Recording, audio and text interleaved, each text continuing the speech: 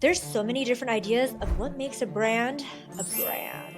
I turned being underestimated into billions. And another important thing to me was to be known as Paris, not just the Hilton Hotel granddaughter. Personal brand is just the things that you choose to associate with. So let's start with what branding is not a logo. It was the brand. I think a lot of us, myself included, have tried to systematize what makes a brand a brand. But the reality is that a really good brand that does a job of being a great brand magnetizes in a way that's not easily replicable. But diamonds are a girl's best friend. Making people feel things without people even realizing that it was intentional to start off with. When people underestimate you, use it. So in this video, I want to do something a little bit different. I don't want to give a straight up tip 1, do this. Tip 2, do that. Because I know that's not how you really create a magnetic brand. Instead, I want to talk about some of the underlying undercurrents,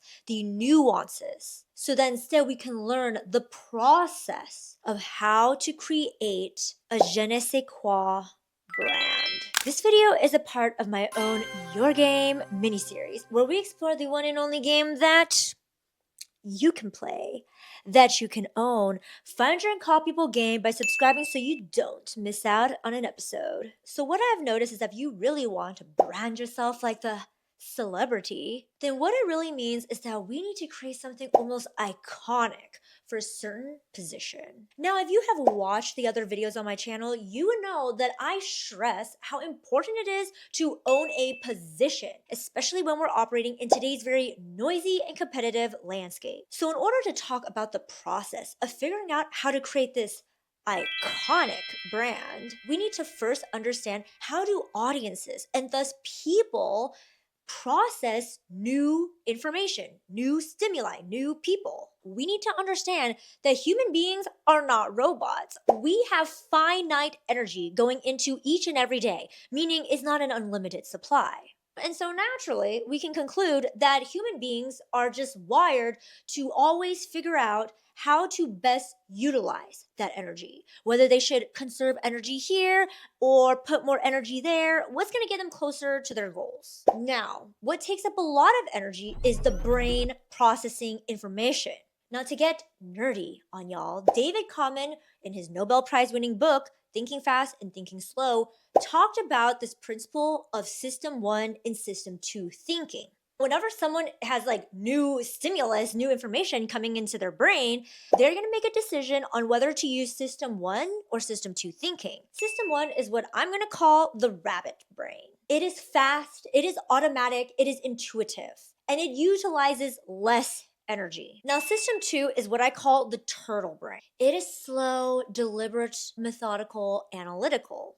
And need I say, obviously, it takes more energy. Now, I think we all know where I'm going with this. Most of the time, people are going to be in their system 1 thinking, where they're making snap judgments. Now, if you do read the book, it goes deeper into, okay, what are some of the tools that your system 1, aka your rabbit brain, is using to like process information faster?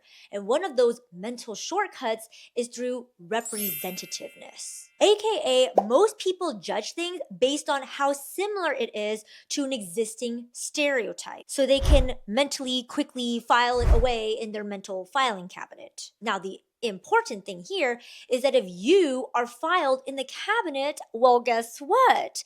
You have a higher chance of being remembered. We can't even talk about branding like a celebrity if you yourself, you are not committed to making yourself clear to understand. I am especially talking to my multi-passionate, multi-thing people, is that yes, the multi-passion, the multi-thing, that is good for creating a secret sauce. I talk about it in my 2-hour video where I talked about all the different ways one can create a secret sauce. And one of them is like actually leaning in to the fact that you could be multi-passionate. But here's the thing.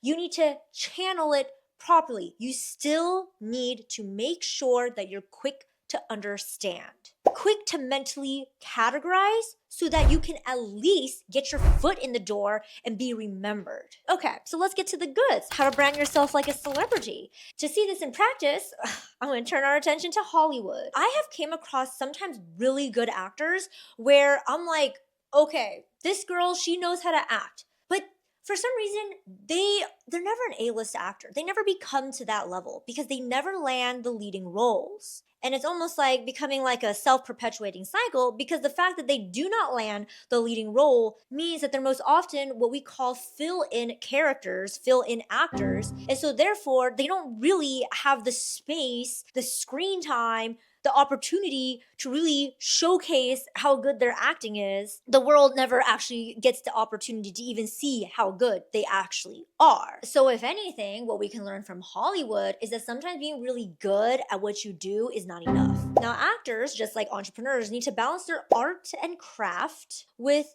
the knowing of how to actually market themselves, aka business strategy. And that is exactly what takes someone from the common trope of the starving artist, the starving entrepreneur, to an enterprise. Okay, so I'm at my computer now. So in Hollywood, the brains behind the marketing of an artist, whether that is the actual star themselves or their team, well, the person who's strategizing understands that you need to package something to make it easily uptakeable, easily memorable by the audience, the niche, the market, in order to stand out from all the other people competing for the attention. If you watched my I Studied 547 Brands video, a 2-hour-long masterclass where I go through some of the ways you can stand out in your niche, I mentioned one of those ways was through personality, aura, and energy. Because essentially, this is working with the System 1 rabbit brain that I was talking about before,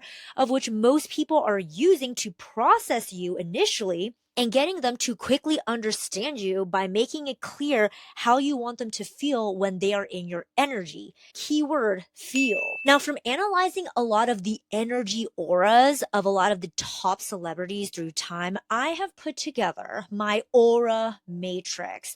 This aura matrix is separated from, are you someone who leads with light energy, aka you have a more warm, uplifting presence? Or do you lead more with dark energy, aka you have a more intense, weighty presence? You could also be someone who, do you lead with heightened energy, meaning you lead with creating an aspirational feel, something that you are making people want to emulate towards? Or do you lead with a more down-to-earth energy, which is leading with relatability, leading with this feeling like, oh, you are someone who people can connect with. Now, like I said, I studied quite a bit of celebrity brands and I've analyzed their energy auras and plotted them on this matrix. And if you can see, each person has successfully created a career for themselves in their respective industries. And the reason being is because they were very clear on what position they were trying to own. Whoever was the brains or the strategist behind the marketing operations deeply understood the assignment. They knew that in order to market someone, they would need to get clear on what is the feeling, what is the position, what is the gap in the market that each person is trying to cover. So because we're talking about something so soft like energy, really the best way to learn which energy you can start playing around with is by seeing who is someone who really embodies it. So to start off, we have the prom queen darlings. They lead with light energy, a warm, uplifting presence, and heightened energy. But like I said, everything is in a spectrum. On the far side of the spectrum, someone who leads with light energy, warm, uplifting presence, and also leads with heightened energy, aka leading with aspiration, leading with to be emulated, is Audrey Hepburn. The reason being is because Audrey's presence always has a Bambi-like innocence about her. And that explains why she really rocked the movie roles that she was in, whether that was playing the typical Gamine-like characters, aka the very innocent, but in a very charming way. She felt almost like hope and purity. And at the same time, she also had this heightened aura about her. It didn't make you feel like, oh, she's like my best friend. She had a little bit of distance and space to her because she almost created a blueprint of elegance that millions of women, even until today, have tried to replicate. So as we can see, there's a level of aspiration, a level of shininess that she has. Someone who also sits smack dab in the prom queen darling, but maybe doesn't have as much of this almost like innocent Bambi-like energy because she's not super far on light energy, is Margot Robbie. She doesn't really give off the energy of like, wow, super down to earth, like let me grab a beer with her,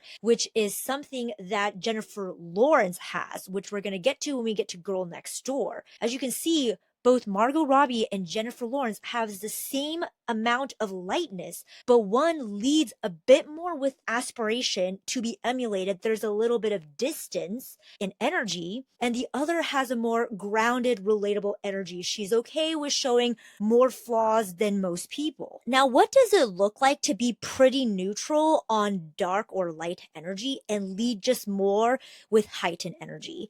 And the epitome of this is actually Audrey Hepburn's counterpart, Grace Kelly. We all know that Grace Kelly was the ice queen, meaning she was very neutral on dark energy or light energy. She wasn't super dark intense. It was just neutral. It was just ice. But she definitely had an energy of completely out of reach. She almost felt like that precious vase that you just want to show off, but you're scared to touch. Everything from her posture, her wardrobe, how she carried herself, it had a very strong heightened aura to her, and probably why she became Princess of Monaco. Just because she didn't have down-to-earth energy, you still liked her, but you liked her from afar. Now, someone else who leads with heightened energy and is more closer to neutral on the light and dark energy is Taylor Swift. The reason why I say this is because if you notice, a lot of her songs and a lot of her eras, it's always oscillating between dark and light. So she definitely is more around the neutral area. I push her slightly closer to light. But again, she has more of that heightened energy to her. She's almost creating something to be aspired to. Even despite her sharing a lot of her rawness, she backs it up with a level of presence and stage performance and creating an almost untouchable energy to her. And all of this is something that you have to think through. So if you are someone who you want to go after heightened energy, then all these little things that you do to create this almost untouchable feeling needs to be in place. Now let's take the opposite of someone who leads with aspiration and go down to someone who leads more with down-to-earth energy, aka relatability, to be connected with. They don't have as much of that intimidating energy. Dakota Johnson is someone who has that very low frequency energy. I actually put her slightly towards dark energy, which is intense, weighty, but as you can see, she doesn't lead with light or dark. She really does lead with her down to earth energy. It is because usually when she talks, if you listen to a lot of her interviews, she always has that accidental honesty about her. And this is probably why a lot of the roles she plays, such as her role in 50 Shades of Grey, always had a very down to earth. It was very approachable because she really did own that energy frequency. Now, let's take someone who is even a bit further into leading with light energy,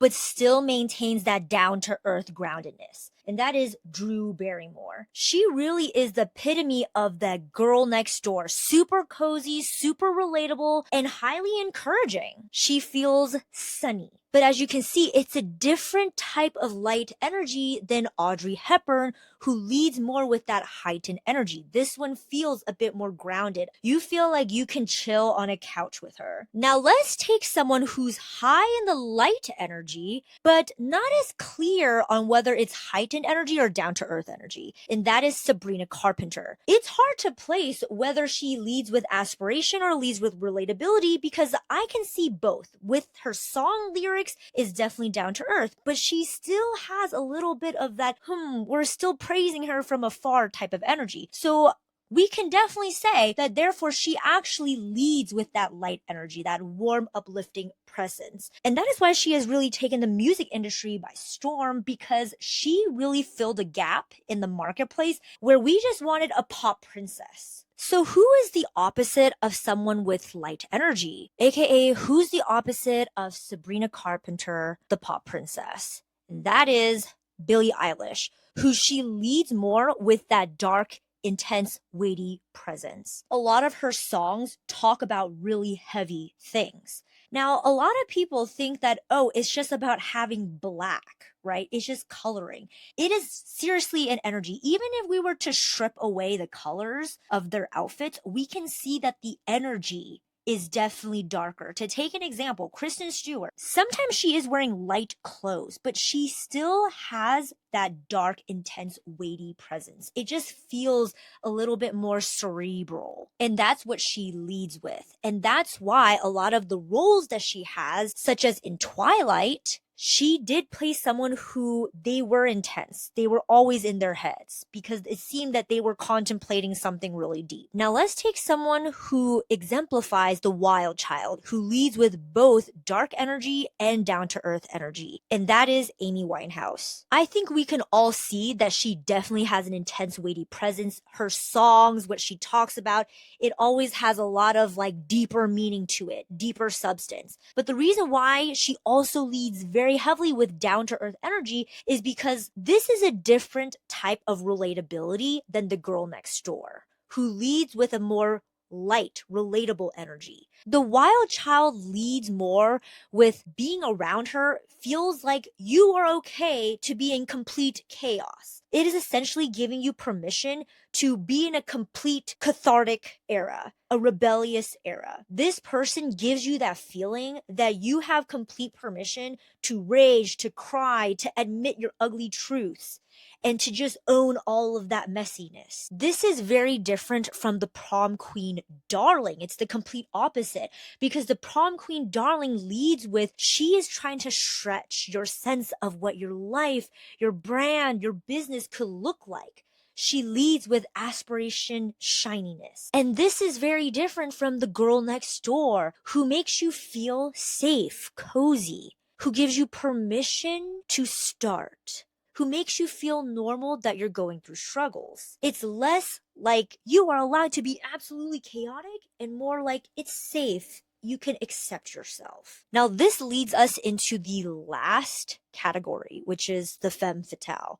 This person is different from the prom queen darling because it has a more of that dark energy, that intense weightiness, and that is how it inspires you. It has a bit more rebellious undertones than the prom queen darling. These people essentially, when you are in that presence of the femme fatale, essentially you are feeling like, no, you are not going to be treated like a doormat no longer because you are the prize. So these people really exemplify that they're leading with that aspiration, and they're doing it in a way because they're using that dark energy, those very intense feelings to almost like catapult someone into action, into really transforming themselves. And that's why here at the Femme Fatale, we see people like Rihanna, Beyonce, where they really do have almost that diva-like feeling, where when you follow them, you feel empowered as a woman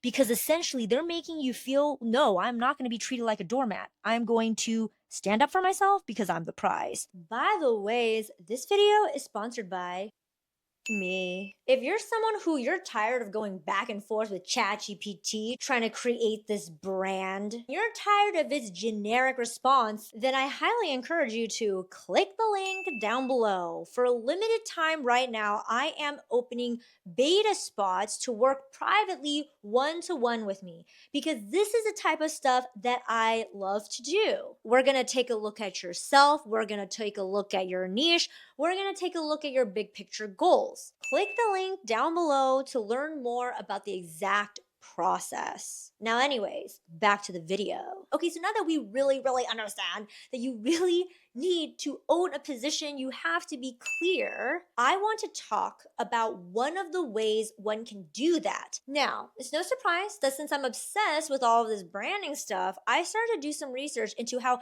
casting directors do their casting process. Now, casting directors know that what characterizes really good movies is that us, the audiences, completely buy in to the world, which includes its characters at a deep subconscious level. We do not question whether this actor is the character. We believe in it. Really good casting directors want the audience to be like, God damn, this person, they are the freaking character. So if we were to go back, you want to brand yourself like a celebrity, you don't want people to think that you're branding because then it loses the magic.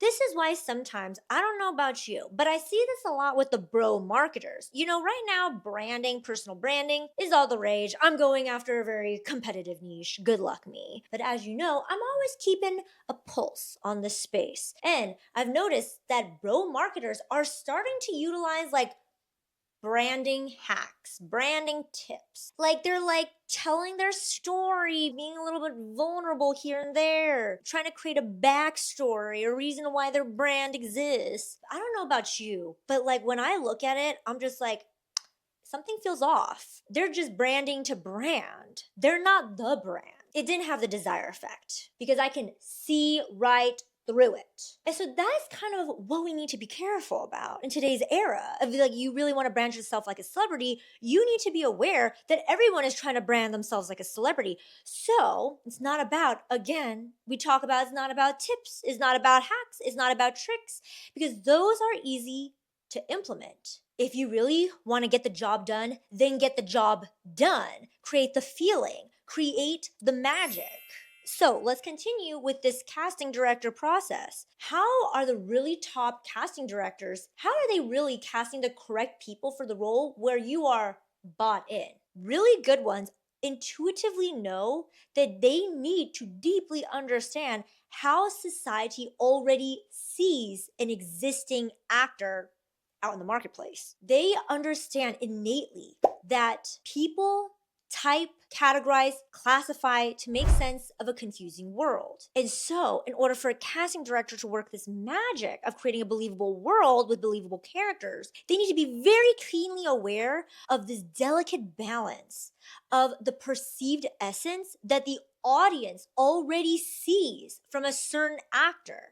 And then figure out what to do with this already preconceived category. So whether the casting director chooses to lean into it, like, for example, Margot Robbie in Barbie. I remember watching an interview one time where the producers of Barbie was like, they instantly knew that it was Margot Robbie to play the role of Barbie. One could say it's the acting, but I would say it's because Margot Robbie already, her energy, her aura, kind of already owns that position in our mind. Like we can see it. It's not much of a stretch for us. Now, casting directors could also go the other way. For example, a movie that I watched that really stayed with me was Monster, and Charlize Theron was the monster. If I was a casting director, I would think that most of society does not perceive Charlize to be in such a role. What do people already think of her? A gorgeous woman. Maybe we would even question whether she's really good at acting. So with that in mind, they knew that by putting her in such a movie where she did not even look like herself and she had to act like this crazy serial killer prostitute, that's actually the intrigue factor. We all wanted to see and have that shock of, wow, she's not just another pretty face. This woman can act. But you see how the casting director, either way, they needed to understand how does society view this person to figure out how does this fit in to the grand scheme of this movie, how believable the movie is, or what is the agenda of this movie. Okay, so it's kind of bottom line, like the purpose of this whole section of this video is that, again, casting directors, They need to know what position a celebrity owns in people's minds so they can channel it. Okay, so now that you understand you are trying to own a position because the casting directors, the audience, the algorithms, you want them to be able to remember you. And you tap into the fact that most of the time, people do not have infinite energy to process all of the stimuli they have every day. They're going to use their rabbit brain. And so you are going to utilize your secret weapon, making people remember you because you got them to feel something so that you could get your foot in the door, stop being a fill-in character, and start being main character, the headlining name that's literally carrying the entire promotion of a film like a boss, the freaking rainmaker, so that of course you can build the brand, the empire, the vision that you want to build. Dang, that was a mouthful. At this point, you're probably like, what? Tell me what to do. Okay, listen up. This first step in strategically channeling a brand energy that only you can play, that you can own. Like, you need to understand at baseline, what are you unintentionally putting out into the world? How are you truly internally? And this requires a level of objective self-analysis. Now, this step sounds easy, but this is honestly where I think a lot of people fail, because a lot of people cannot really be objective about really what they're making people feel right now. Like, whether or not you want to be someone else or you just want to own what you currently are, both of those directions requires you to know where you're at right now.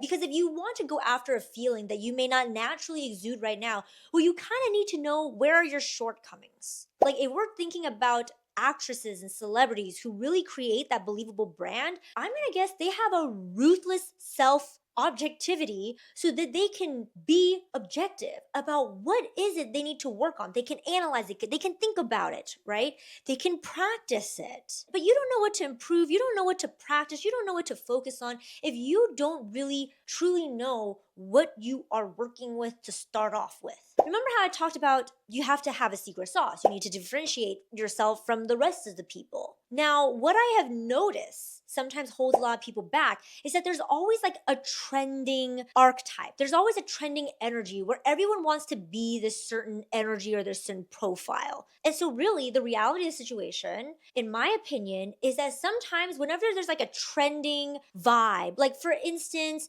I know a few years back, it was probably like the baddie. Like the Instagram baddie was like the trending vibe. And so everyone was trying to be the Instagram baddie. But like, if you're someone who that's not inherently you to start off with, like that's not really the natural feeling that you're creating, it could really go one of two ways. It could be you try on this costume and you cannot pull it off. The person who naturally already exudes that pulls that off way better. And so because they pull it off way better, they're able to actually own that position, and you are not memorable because then you're kind of just blending in, right? The second line of thing is like, okay, let's say you really do, like on an authentic, deep level, you're like, I want to be that person. Trends aside, I want to be that person.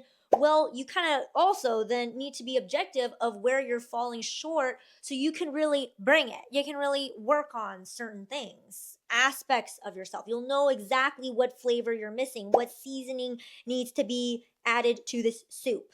But even on a third level, okay, like if everyone wants to be the Instagram baddie, then now the Instagram baddie is not really unique. It's not really differentiating, right? So I kind of want to talk about how sometimes we have to question. And that's why I started off with, let's be ruthlessly objective. There is no good or bad energies, archetypes, yada yada.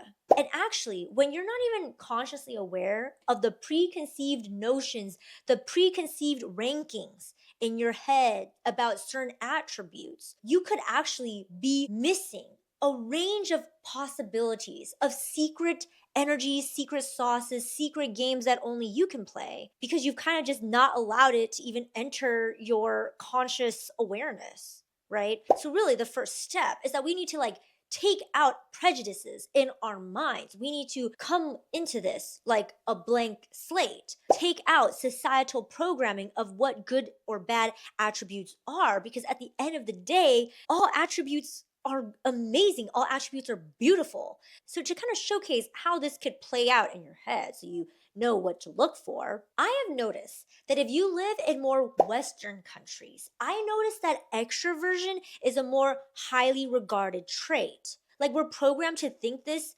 based on, okay, who is really the most highly regarded person at school?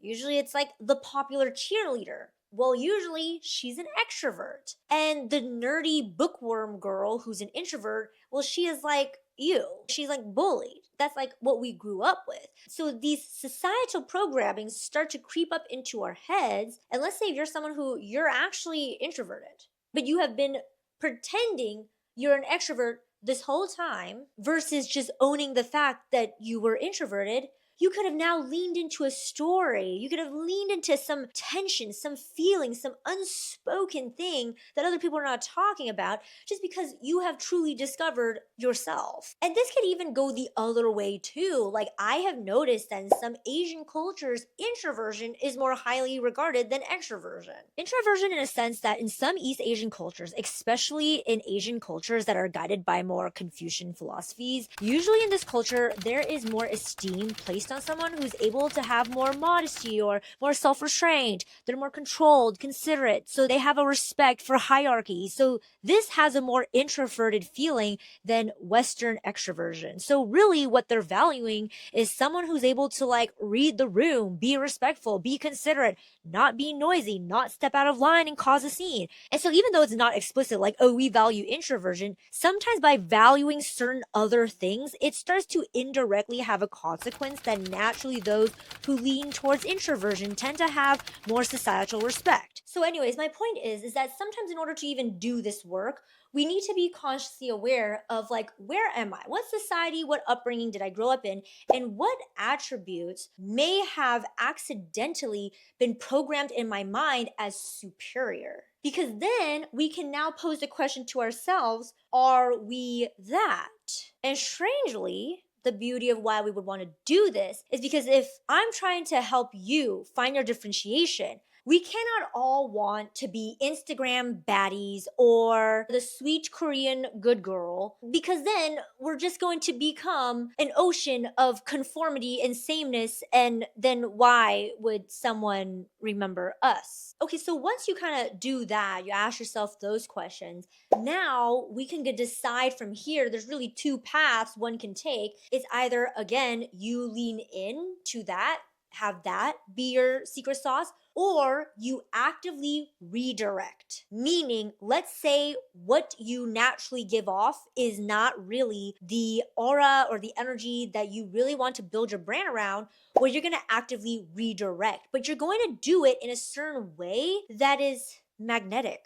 Actively redirecting is not truly about completely hiding your starting point, but it's almost like using your starting point as a special seasoning for the energy and the aura that you're trying to redirect to. Because, like I mentioned, let's say you need to compete with someone who the energy, the aura that you want to redirect to, they're just naturally that way. You're competing with someone who's already gifted at that. They have a natural baseline at that. It would be poor strategic planning to like go head to head, go toe to toe with this person. But instead, it's like, yes, would love for you to go after the energy and the aura that you want. But like I mentioned, number one, you need to know, okay, what do you need to improve to be able to pull off the energy aura? And also number two, can you provide an additional flavor, an additional nuanced seasoning so you're not going toe to toe with someone who's just naturally gifted at that aura? I don't know. That's just like my opinion on things. Like, I know there's the whole tip of just like completely reinvent yourself, be who you want to be. I don't know. I just feel like that's surface level advice, because the reality of the situation is what I just discussed, that there are people out there who is just naturally better at me than certain auras, like they just naturally have a better starting point. I would like to know, I would like to take that into consideration, to kind of see how this plays out. I'm going to use myself as a case study. So, when I say I had to be really objective with how I come across, if I was really objective, like if you were to meet me in person, number one, I'm petite. I'm like, I have small frame. And so, really, I know, I've always intuitively known that my natural aura is soft, is innocent. And so on the good side, I come across as sweet, as nice, right? Which is fine. Like, I would like to be nice, yes. But I think on the dark side of that, people tend to automatically, without really getting to know me, they tend to underestimate me. Like, I have been programmed at this point to automatically assume, to automatically expect, and thus actually not get that triggered when someone initially underestimates me. And like, strangely, when I just like accept like the natural energy I give off, then a lot of these triggers that I have doesn't really bother me. Like, I'm like, I understand. So like, for instance, like back then when I was a kid in school, like, sometimes there's the group projects, okay? And usually it's people with more like aggressive energy, more robust auras. Usually, if I'm like right next to this person, they typically just drown me out. Like they have a more dominant presence.